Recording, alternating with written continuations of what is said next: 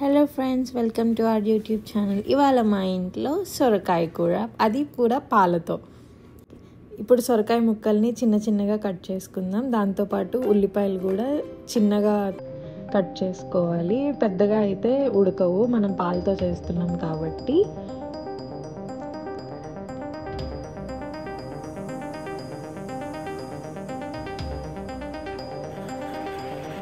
ఇప్పుడు కటింగ్ అయిపోయింది కదా, మనం దీంట్లోకి డైరెక్ట్గా పచ్చిమిర్చి వేయట్లేదు, పచ్చిమిర్చి ఇలా దంచుకుందాము.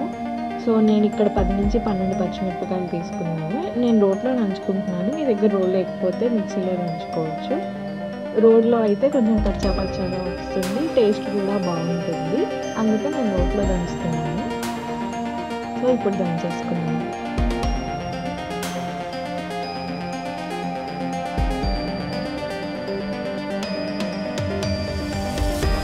సో మనకి ఇక్కడ కావాల్సినవి ఒకసారి నేను మళ్ళీ చూపిస్తున్నాను. మనం పచ్చగా దంచుకున్న పచ్చిమిర్చి, సన్నగా తరుక్కున్న ఉల్లిపాయలు, సొరకాయ అండ్ తాలింపు గింజలు. నూనె వేడయ్యాక కొంచెం తాలింపు గింజలు అలాగే కరివేపాకు అన్నీ వేసేద్దాము.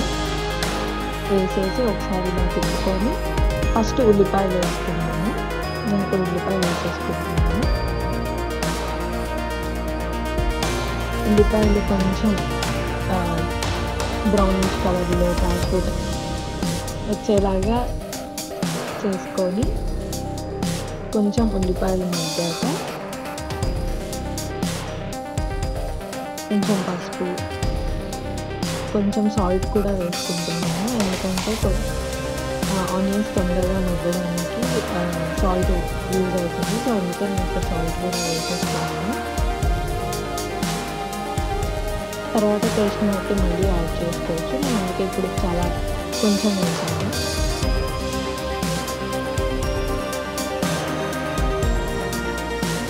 సో అలా ఒకసారి అంతా తిప్పేసుకొని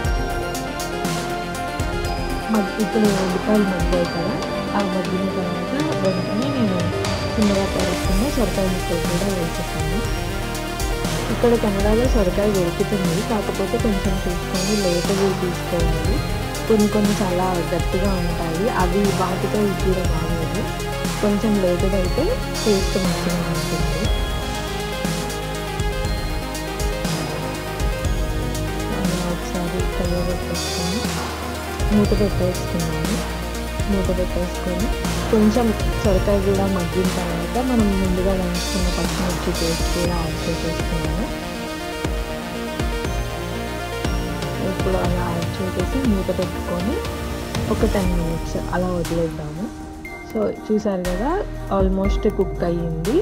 మనకి ఇక్కడ 80 to 90% కుక్ అయిపోవాలి. కుక్ అయిపోయిన తర్వాత పాలు పోసుకున్నాము. పాలు పోసుకున్నాక మనం ఓన్లీ కొంచెం సిమ్లో పెట్టే ఉడికిస్తాము. సో ముక్క మనకు ఆల్మోస్ట్ ముందే కుక్ అయిపోవాలి.